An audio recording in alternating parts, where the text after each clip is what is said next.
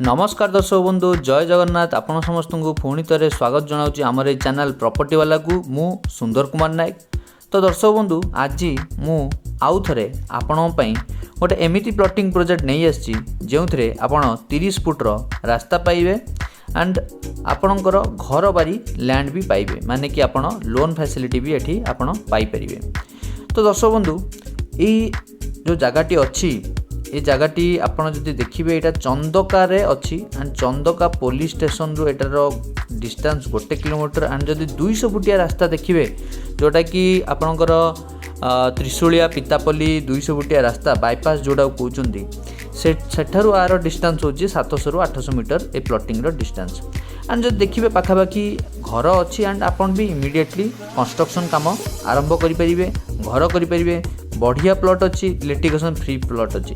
तो चलतु जानिबार GPS location कौटी कौन अच्छी कौन नहीं। तो आपड़ देखिपे जीपीएस माध्यम तो आम ए जो जगह ठिया से हूँ आम plotting project and Etah पाखापाखि 2 acre land अच्छी जोटा कि आम डेभलप करुचु एंड जदि देखिए पाखरे देखु चंदका एरिया भी बहुत डेभलप कलानी एंड एठू जदि आपन देखिए किट कॉलेज आपन एपटे खोर्धा आपणकर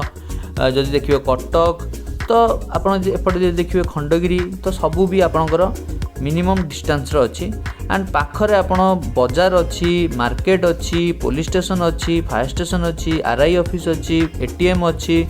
सबू जिनस ही पाखरे आपन पाई परिबे। तो देखो मुझे आपको आज पर जीपीएस लोकेशन में मुझे देखा डिस्टेंस केते रोचे प्लॉट टू आपन देखिपे 200 फुट रोड जोटा कि बाईपास रोड तार डिस्टेंस केते अच्छी। तो देखो तार डिस्टेंस आपन पाइजे पाखापाखि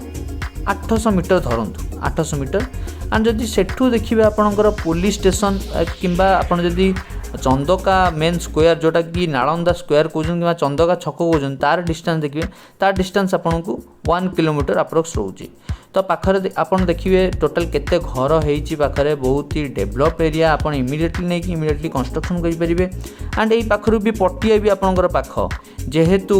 एठी आपनकर सुंदरपुर गोटे 200 फुट रास्ता जाइए जोटा मिसी आपनकर शिखर चंडी पाखरे। तो देखिए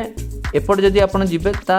आपन को किट कॉलेज कैंपस भी पाख। तो आप देखो ये police station Chandaka police station 1 kilometre the DN विल्सम ट्री स्कूल जोटा कि 2 किलोमीटर आउ जब देखिए आप किम्स कैंपस ताल 7 किलोमीटर डिस्टेंस रोचे। तो लोकेशन बहुत भल अच्छी एंड डेभलप्ड एरिया एंड जदि देखिए आप इमिडिएटली घर करने भी ताहले भी आपको यहाँ बहुत सुइटेबल रही इमिडिएटली घर करने आर जो प्राइस अच्छी प्राइस ही बहुत चिपर अच्छी बहुत भल प्राइस अच्छी जेहेतु आप develop area and immediately construction land से अनुसार घर बारी भी होती एंड बहुत कम प्राइस भी अच्छी। तो आर जदि प्राइस आम कहवाक जा तो आम यहाँ आक्सिंग प्राइस जोटा कि डाकुचु 1400 टंका आक्सिंग प्राइस रोचे देन से नेगोशिएबल रोचे अच्छा खासा नेगोशिएबल हम एंड दर्शक बंधु मानक मु कही रखुची कि नेगोशिएबल जो पार्टा रोचे सेटा ऑन टेबल हम आप जगह देखो फिजिकली जदि पसंद आसुची ऑन टेबल नेगोशिएशन हम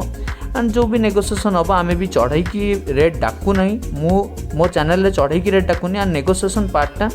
बहुत ही माने धर दिंतु 100 200 300 यही भितर ही नेगोशिएशन हो पार। तो दर्शक बंधु आज ये प्लॉट टी देखिए आपको केमती लगे कमेंट माध्यम निहाती जनइबे आम चैनल को सब्सक्राइब करूँ लाइक करूँ और वीडियो को अधिक रु अधिक मात्रा रे शेयर करूँ आपण मानकर भल पाइबा एमिति आपण देउ थांतु। धन्यवाद जय जगन्नाथ।